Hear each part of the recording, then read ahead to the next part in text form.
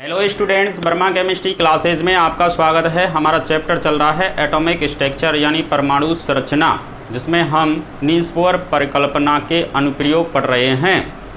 पिछले वाले वीडियो में हमने बोर कक्ष की त्रिज्या की गणना की थी। आज का जो हमारा टॉपिक है वो है बोर कक्ष में इलेक्ट्रॉन के वेग की गणना। यदि आपने अभी तक हमारे चैनल को सब्सक्राइब नहीं किया है तो प्लीज़ चैनल को सब्सक्राइब करें, लाइक करें एंड बेल आइकन बटन दबाना ना भूलें। तो चलिए शुरुआत करते हैं बोर कक्ष में इलेक्ट्रॉन के वेग की गणना।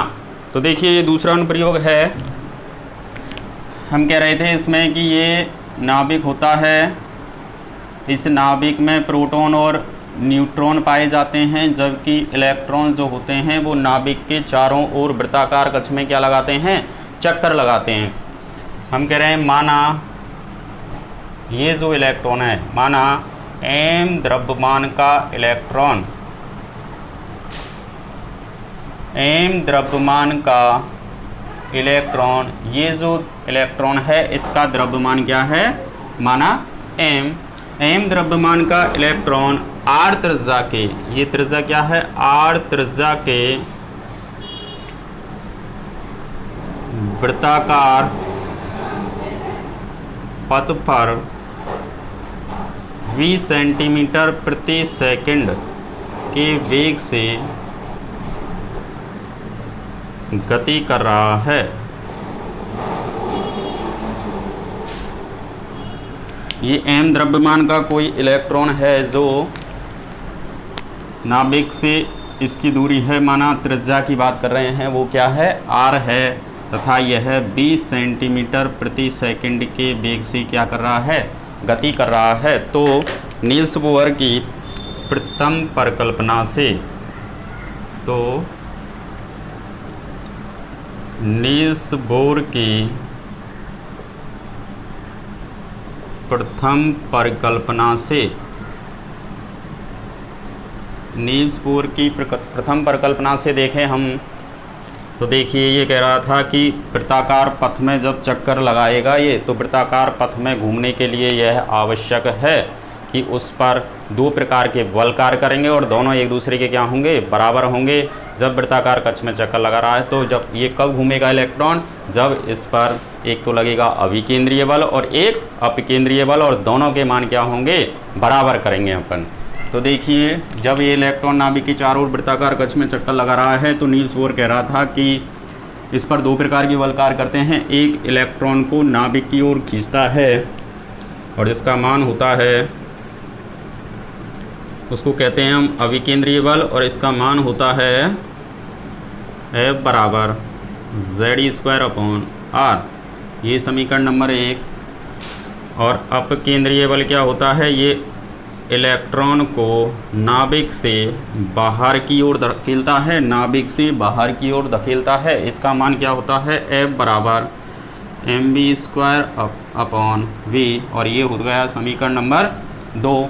उसके बाद कह रहे थे कि चूँकि इलेक्ट्रॉन को वृत्ताकार कक्ष में चक्कर लगाने के लिए यह आवश्यक है कि अभिकेंद्रीय बल का मान अपकेंद्रीय बल के बराबर होना चाहिए। तो हमने लिखा यहाँ चूँकि वृत्ताकार पथ पर चक्कर लगाने के लिए यह आवश्यक है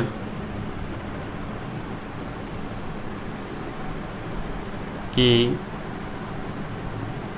अभिकेंद्रीय बल का मान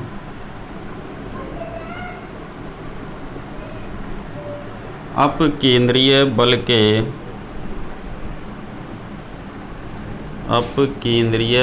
के बराबर होना चाहिए। कोई इलेक्ट्रॉन वृत्ताकार कक्ष में तभी चक्कर लगाएगा जब अभिकेंद्रीय बल का मान अपकेंद्रीय बल के क्या है, बराबर है। तो दोनों बलों को हम बराबर कर देंगे इनको। तो बराबर किए हमने, देखिए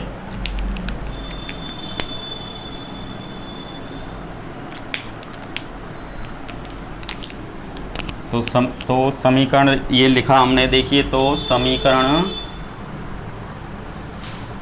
1 व 2 से, 1 व 2 से देखें लेफ्ट हैंड साइड बराबर है, राइट हैंड साइड को बराबर लिख दीजिए।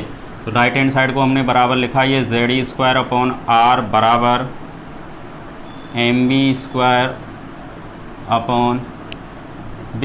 ये था अभिकेंद्रीय बल ZE² और ये हो गया अपकेंद्रीय बल MB² दोनों को बराबर कर दिया। उसके बाद देखिए जो कट रहा है वो काट दीजिए, R से R कट गया था और ये आ गया था ZE² बराबर MB²। इसको कहा हमने समीकरण नंबर 3। यहाँ तक सेम आ गए। उसके बाद देखिए नील्स बोर की हमने द्वितीय परिकल्पना लगाई थी त्रिज्या की जब गणना कर रहे थे हम, तो अगला लिखा हमने दूसरा पॉइंट, नील्स बोर की द्वितीय परिकल्पना से, नील्स बोर की द्वितीय परिकल्पना से क्या होगा कि कोणीय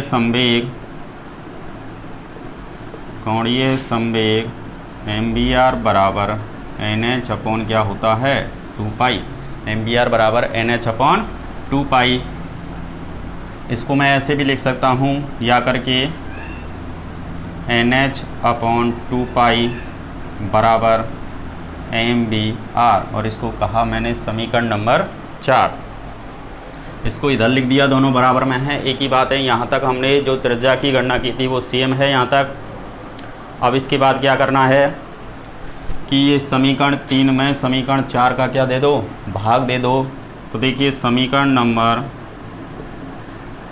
3 में समीकरण 4 का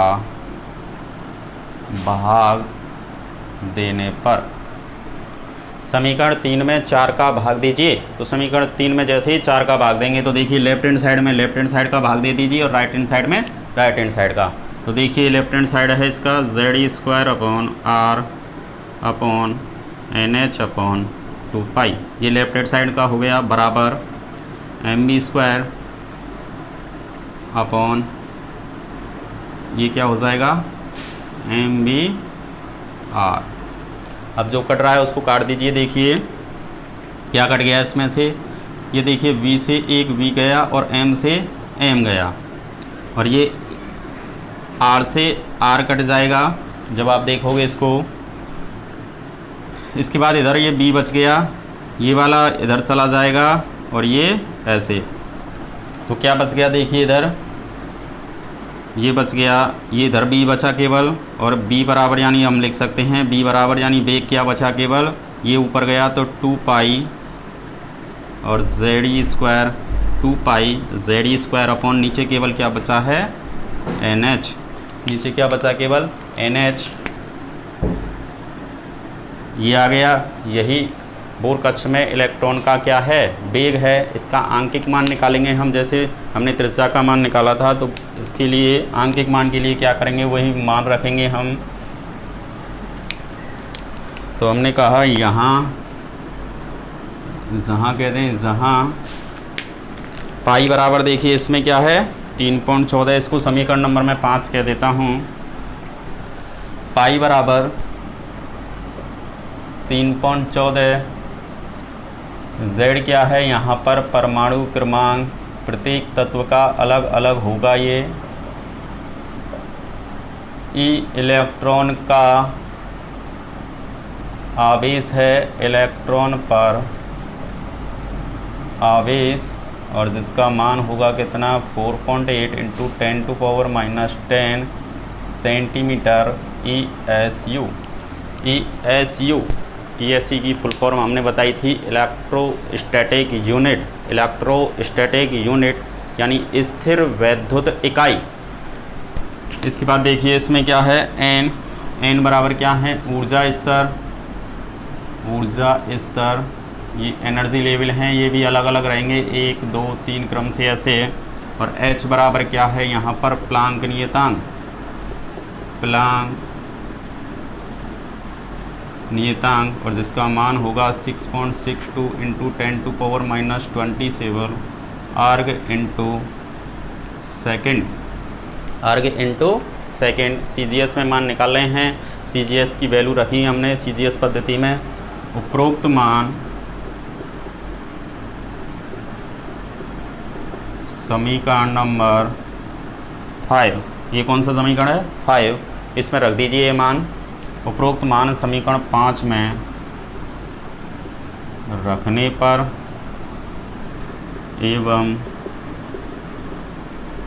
हल करने पर वेग का मान निम्नलिखित